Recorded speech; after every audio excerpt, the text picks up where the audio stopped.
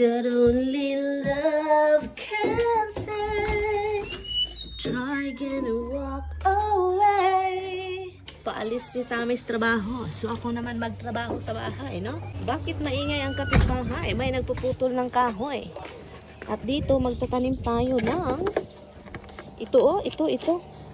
Ang ating itatanim dito is itong ating ano yan? Olokbari. Oh my God. Nag-shave tuloy si Tami. Nag-shave siya.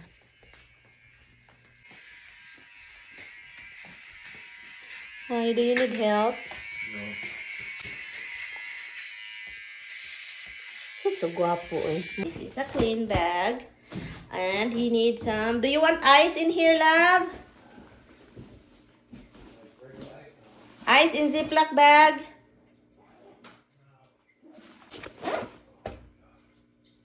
Late siya ngayong umalis. So ngayon si Mirian, late na naman mag-start sa trabaho. You even forgot it, right?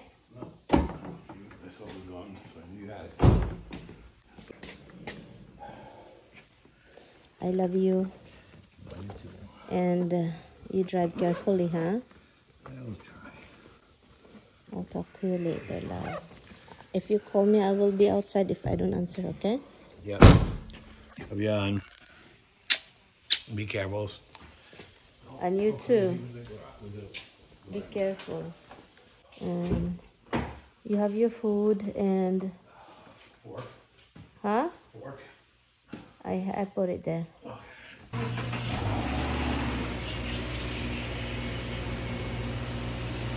You careful, huh? Careful, love. I'll talk to you later. In town, nahirapan si Inday Mirian maglagay ng gas sa ating weed walker kasi nga itong ang gas talaga mga labs, nagkausik-usik na, kasayang ang mahal pa naman ng mga gas. Ngayon ang bili namin ni Tami, grabe, ang daming container. So ngayon nag-change ako ng galon kung okay ba to. So hindi man din mga labs, nagsayang-sayang lang din ako. So talagang hinahanapan ko ng paraan para taman malagyan ng gas ang ating weed walker. Kundi wala tayo, hindi tayo maka-weed walk. Ang pangit-pangit na ng aking yard kasi nga ang bilis tumubo ng ating mga ay damo mga darling, no. So ang hirap kapag ganito, kapag weed walk talagang doble kayod ako dito kasi nga magkat pa ako ng damo sa buong area and then magkat pa ako sa mga gilid-gilid ay na talagang doble trabaho mga labs. Ganyan talaga mga labs yung asawa natin, naghanap buhay para meron tayong makain. Kung hindi lang tayo magtrabaho dito, nga tayo, no? Wala tayo, si Mister pa yung magtrabaho, naghanap buhay para makakain tayo. Pagkatapos dito nga lang. So ngayon si Inday Mirian nag-wigwak. Wigwak? Ano ba dyan? Hindi po talaga madali mag-wigwak mga labs at magkat ng ating yard, no? Alam nyo bakit? Mag-wigwak pa ako sa gilid-gilid, lahat ng gilid-gilid, no? Sa kabilang bakod ko, doon sa fence, no, sa coral. And then balik na naman ako dito sa loob, parang talaga doble kayod si Mirian. Plus pagkatapos nito, magkat na naman ako mag-drive, no. Yun, ganyan yung buhay. So akala ninyo nakatunganga lang ako dito, nakabikaka, no. Hindi din yan, pero yan paminsan talaga nakabikaka ako dito at kumakain pa, o diba, busog. O ganito yun, nabilan dito tayo sa bahay, wala tayong trabaho, talagang nagtatrabaho sa mga kumpanya yung grocery na yan. So yun, si Mirian naman, ang daming trabaho, gawain, panglalaki pa. O diba, saan ka maghanap niyan? Ang mahal kaya ng monthly ng gardener, no? Pwede na akong bayaran ni Tami ng 250. So nga, ako pa yung nagbigay. Kaluka talaga. Nako na lang. At sa mga makikitid ang utak na ginawa akong katulong, hindi po talaga yan katulong. At talagang, masipag lang talaga. Oh, yun, diba? Saan ka maghanap niyan? Mga loves, andito ako sa, kaka-start ko lang ditong mag-cut. Oh, dito pa ako. Hindi ko pa talaga nakapag-start. Pero, tignan nyo itong nakita ko.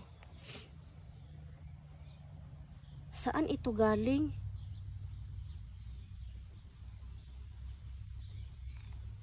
Ang laki nito. Grabe, ang laki nito. Parang may nag-aaway dito. Kasi dito, parang, alam nyo naman, taga-bukid tayo, no? So, alam natin yung may mga nadaanan ng mga hayop. Ganon. Ang laki nito mga loves. Look. This is big. So that means, para siyang parang eagle. Look, ang laki, oh. Ay. Dalhin ko to doon. Dalhin natin sa bahay. Tara, ilagay natin dito, look. Maganda, kailangan kong magpunta dito para itapon, no? Para ikat ko tong mga nakahang na mga ano. Yun. So mag-cut ako dito. So after dito, balik tayo dito pagkatapos kong mag-cut. Ano natin itong mga damo na ano. Kasi ang dumi oh. Pag short, dahil short ako mga loves, ang ginagawa ko is i-post ko to dito, ganito. And then ito siya.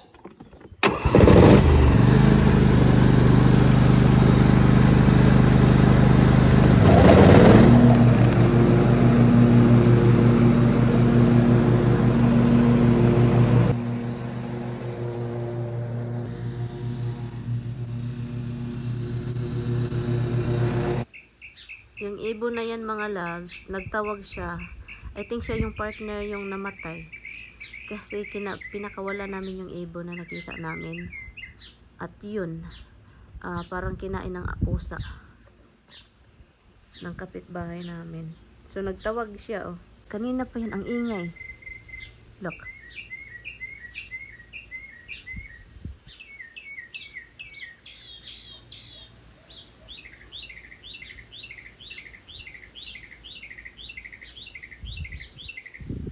Nagtawag talaga siya.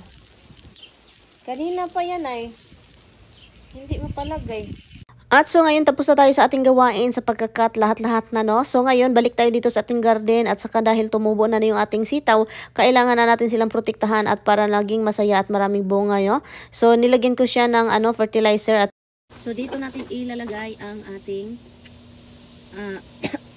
spinach. Yung ating alugbati. So nagpatubo kasi ako ng alugbati. So ngayon, sabi ko gusto kong ihang siya ba? Gusto kong bitayin. Gusto kong bitayin. So ngayon, gumawa ako nito. Yan, so dito natin siya i-chachanim. At ito na, final na yung ating alugbati. Magbitay-bitay-bitayin na natin siya, no? At sana lang makaharvest po tayo this year ng alugbati para sa ating lauoy. Yummy! Meron na tayong hanging, tawag nito? Hanging spinach. At so yun, dahil gusto kong mag-imbento na naman ng ating trellis or gapangan ng ating cucumber. So ngayon si Mary Ann gumagawa na naman dito katulad sa kamatis, no? Para dito po gagapang ang ating cucumber at para hindi po siya magkanat dyan at mapunta sa ibang gulay. Kasi delikado po itong cucumber kahit saan-saan lang kumakapit katulad ng mga kabit dyan, no? Kahit saan-saan at kahit sino-sino na lang kumakapit sa mga lalaki, charot, kahit may asawa na, o diba? Ay, mayroong pinaparinggan na daw yung ginawa ko. Ang alam nyo naman yung mga balita ngayon, no? But anyway, so wag kayong kumakaringking, no? Kung alam ninyong may partner na yung lalaki or babae, behave kayo dyan. But anyway, thank you so much mga loves for watching, no? Behave kayo, wag kumiringking, istipot lang sa isang tao. Bye-bye! Luto tayo ng fried rice. Nagpa-fried rice in the Mary Ann. Yan. And then, mag-ano din ako ng sunny side up. Yan, itlog. So, yan. Han, you can eat your food. Hala, oy, what is wrong with you, Han? You waiting for me? No, you have to eat na. Naghula, naghintay pala si Mr. Oy, pagka yun akong bana. He is home today. He get home last night. What time, honey? 12, right? 12:30. Makauwi siya kagabi 12:30. And what, am I really like tired, right? I woke up to pee. And then, turn my back on him. Kapag magpa-fried rice ako mga loves, I like it crunchy, like burnt rice. Gusto ko niyang ganyan, yung sunog na yung rice. And yan. And then, for sure mga loves, hindi ko ito makurot ang rice, no? So, I will have this for lunch. So, that's what I always do. I always leave something for lunch. The garden, inday, Mary Ann. Okay. Puntahan na natin si Misty mga loves. Kanina pa yan dyan. Alas 6 ng umaga, hindi umalis sa pwesto. Kasi may pumasok na bunny rabbits. So ngayon, parang gwardiya na siya. Tignan natin ta. Grabe ito si Misty. 6 o'clock pa dyan. Ayaw talagang umalis. Oh. Naghintay talaga yan siya. Hoy, Misty. Misty. Come on, let's go home na. Come on. You don't have to guard the backyard. You don't have to guard it, baby. You don't. Tingnan nyo yan. Kanina pa yan dito. Misty, ayaw nang umalis. Diyan ka lang? You stay there? You stay in there, monkey? You're a good guard. It's okay. The bunnies can get in. Hello, baby girl. Hello. Yan, para siyang tulaling. Ayaw talaga niyang Misty, don't put your nose in there. Psst. Come on. Mister. Kagahig ulo, Jud. Misty, come. Look. Tata. Ali, excited. Come on. Jeez. You wanna go out? Gusto kasi niya lakad-lakad. Kigwa. Hoy! Stay here. Misty, come on. Good girl. Gusto talaga. What is it? Do you wanna go walk?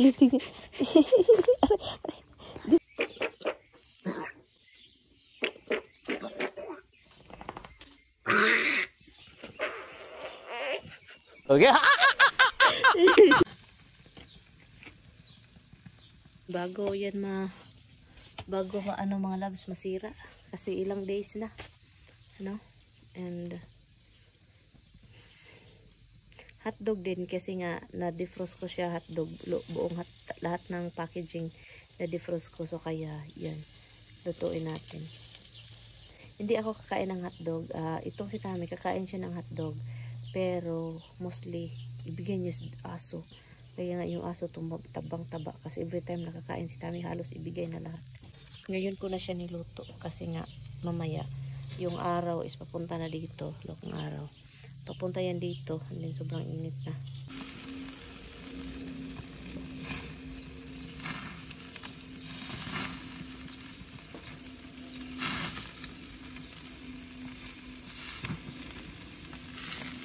Nagtataka ako kasi nawala si Mister at ang ingay ng aking pipe ng buong bahay. Kaya pala nag-jacuzzi pala siya. Kaya yung buong pipe ko, naririnig ko yung pipe. Nag-jacuzzi si Mister. Ay, good for him. Kasi dapat mag-enjoy siya. Paminsan hindi kasi namin nagamit yung jacuzzi. Sabi ko, ano ba? Yung pipe? Nag-jacuzzi pala. Nag-enjoy yan. Gusto ata niya maghumol sa mainit na tubig. Magbabad sa mainit na tubig. Pagkagahig ulo, hold on ay! Kasi ang kuko niya pumasok sa sobrang laki na. Ay nako, you're still gonna do it? Yes, hon. Ay. Need to be done. Here, put this on. Hindi ko siya mapakita kasi nakahubad. When it needs to have a professional do it. Ha? Professional? There's more? Yeah, it's still gotta go way down. There's the nails is really deep? Because the nail moves around like that. I thought you did it. I do it. And? But you can only go so low.